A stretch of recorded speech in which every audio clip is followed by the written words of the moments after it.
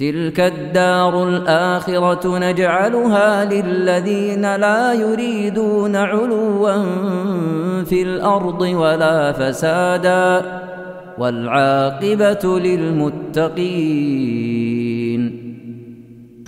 قال كان ابن عباس رضي الله عنهما مرتكبا يرقب الشمس فإذا غابت أفطر وكان يفطر قبل الصلاة.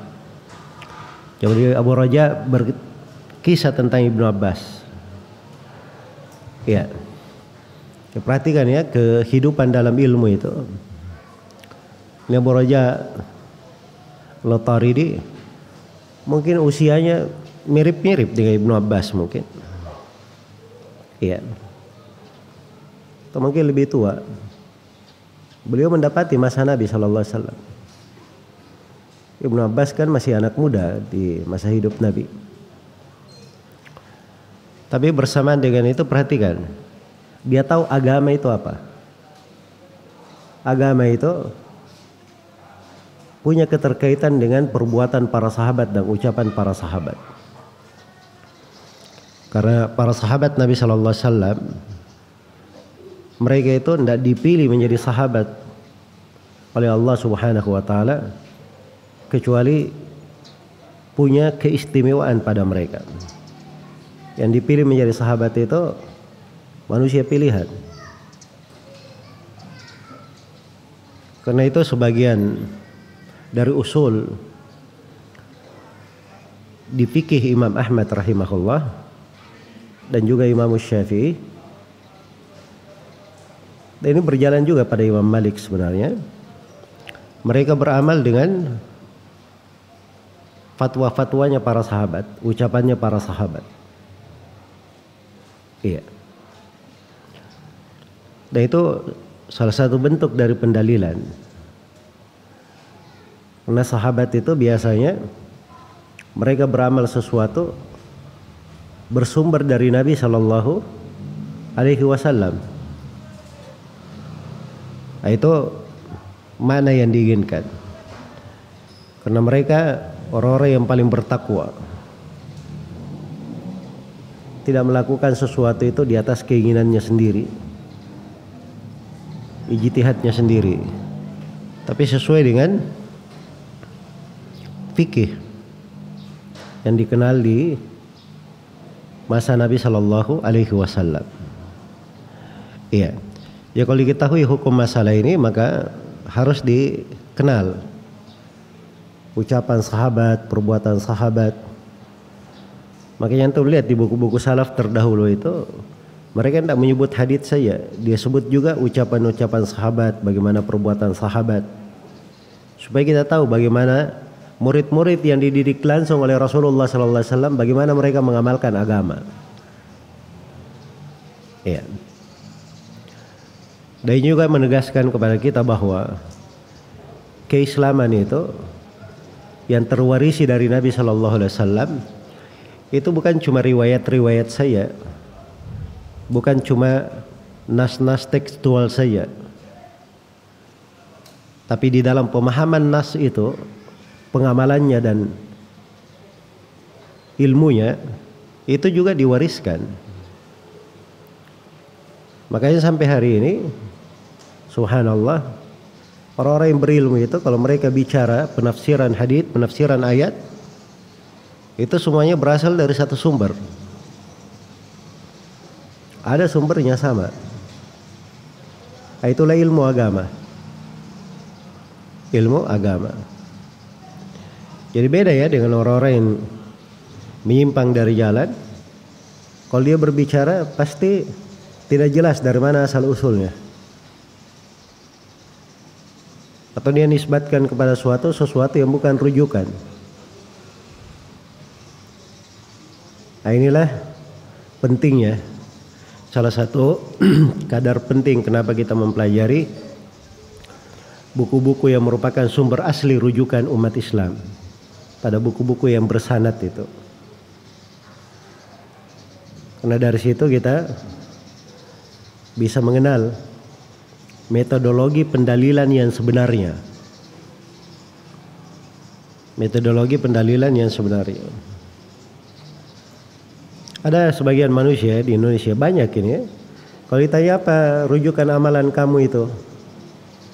Oh ini ada di kitab begini, ada di kitab begini. Kitabnya dari ulama-ulama belakangan. Dia tidak sebut dari ayat, dari hadits. Itu dasarnya ucapan sahabat. Dan itu diterangkan di kitab ini, itu baru masuk akal. Kalau dia hanya sebut ada di kitab ini, cuma di buku itu aja disebutkan. Mana ulama-ulama yang sudah berjalan ratusan tahun tidak ada yang membahas tentang itu? Itu kan aneh, bin ajaib namanya. Jadi jangan menyangka bahwa orang yang menyandarkan kepada kitab ini itu sudah benar. Ya, itu rumit namanya ya. Rumit. Sampai muncul orang-orang, oh kita kan madhab Syafi'i, jadi selalu merujuk ke situ. Haram makan cumi-cumi. Dari mana haram makan cumi-cumi? Karena dari sebagian buku madhab Syafi'i ya. Terus mana ulama Syafi'i yang lain? Kenapa tidak ada yang berkomentar? Nah, ini cara pendalilan tidak benar, bukan pada tempatnya. Jelas ya? Kenapa jatuh dalam kekeliruan? Metode pendalilannya tidak benar. Selain daripada lingkup ilmunya itu sempit. Lingkup ilmunya sempit. Makanya dia tidak kenal tentang hal itu. Sama sebagian anak-anak muda ya di ini. Kadang kita dapati orang-orang bicara di YouTube. Iya. Wah itu doa khatmul Quran itu bidah. Dari mana dia bilang bidah? Imam Ahmad saya tidak berani berkata seperti itu. Imam Ahmad berdalilkan untuk itu, kata beliau itu amalannya penduduk Mekah. Ibnu Taimiyah itu ketika Imam Malik rahimahullah di usul fikihnya beliau punya amalan penduduk Medina. Imam Syafi'i dan Imam Ahmad mereka berdua ini berguru kepada Imam Malik rahimahullah, mengambil dari Imam Malik, dari fikih Imam Malik. Tapi di amalan penduduk Medina itu ada rincian. Karena itu Imam Syafi'i, Imam Ahmad ada dari usul pendalilannya tidak sama dengan Imam Malik rahimahullah. Karena dasarnya mereka itu bukan ikut-ikutan. Dasarnya mereka memahami dari Al-Quran, dari hadits, memahami dari jalannya para as-salaf. Nah, begitu ceritanya di dalam ilmu. Jelas ya? Jadi kalau ada yang belakangan ini sebagian orang yang belajar selalu mengikat ke suatu madhab tertentu, seakan-akan semua kebenaran berada di situ. Ini perlu dikasih cerita dulu, perlu dikasih fikih apa itu madhab yang dia pelajari, asal usulnya dari mana, supaya dia mengerti metodologi pendalilannya bagaimana. Dan para ulama membolehkan mempelajari buku-buku madhab itu hanya dari sudut memudahkan untuk mempelajari fikih, bukan untuk taklid, ikut-ikutan. Yang ada, yang penting ada di madhab itu pasti benar. Tidak mungkin seperti itu. Tidak ada dari ulama ahli sunnah itu mereka belajar kemudian dia telan mentah-mentah segala sesuatu tanpa dalil. Ada cara pendalilannya di setiap madhab. Iya. Dan seluruh madhab itu bersepakat beramal dengan dalil dari Al-Quran, dari sunnah, dari ijma' dan qiyas. Walaupun misalnya Imam Ahmad madhab beliau itu beramal dengan athar para sahabat itu lebih tampak. Imam Syafi'i misalnya beliau beramal dengan beliau mengeluarkan pendalilan-pendalilan, memahami nas-nas dari sudut bahasa itu sangat kelihatan. Atau Imam Malik rahimahullah beliau lebih condong pada banyak tarjihnya. Beliau lihat apa yang berjalan di tengah penduduk Medina. Di atas rincian ya yang diterangkan oleh Ibnu Taimiyah seputar madhab Imam Malik dalam hal itu.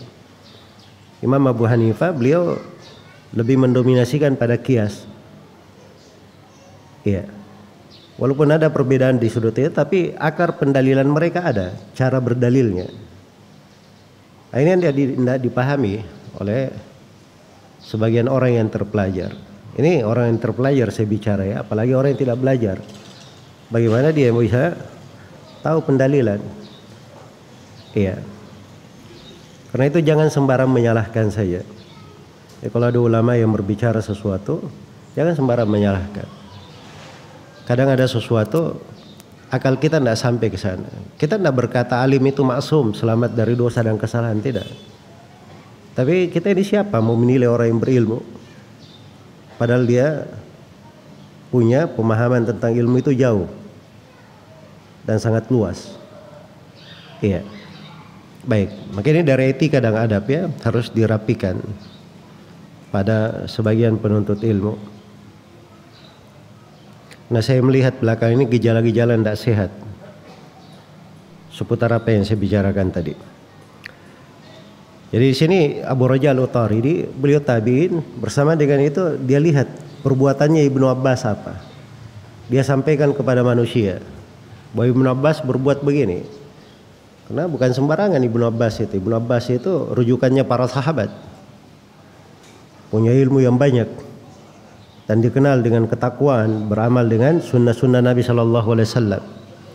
Tapi Ibnu Abbas kalau mau berbuka dia tunggu matahari terbenam, begitu terbenam langsung dia berbuka. Dan Ibnu Abbas berbuka sebelum sholat maghrib.